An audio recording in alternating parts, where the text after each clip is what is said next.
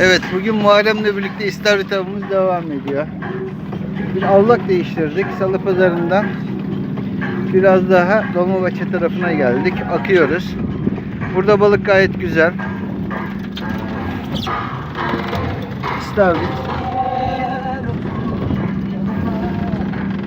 Evet, tekneler gördüğünüz gibi. Balık bulucumuz da biraz gösteriyor balığımızı. Muharrem, var mı bir şey? Abi birkaç tane var ya. İyi, Çeksem hadi mi acaba? bekliyoruz. Hani fazla bir şey yok ama. Bugün hava bayağı sert. Serin de biraz.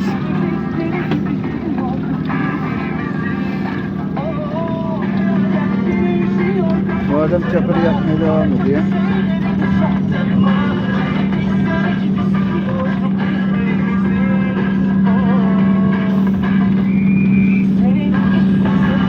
Birkaç tane var, çekiyorum ya.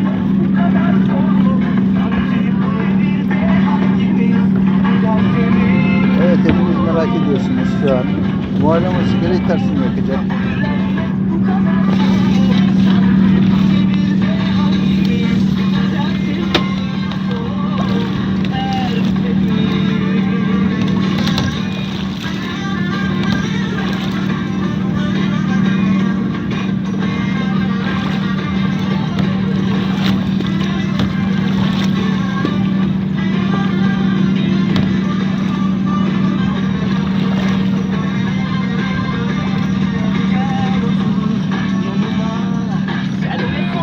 Evet, Muharrem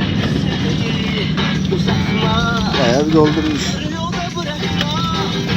Rastgele Muharrem. Eyvallah abi. Şunları da hemen ayıklayalım. Tamam. Şu küçüğü de hemen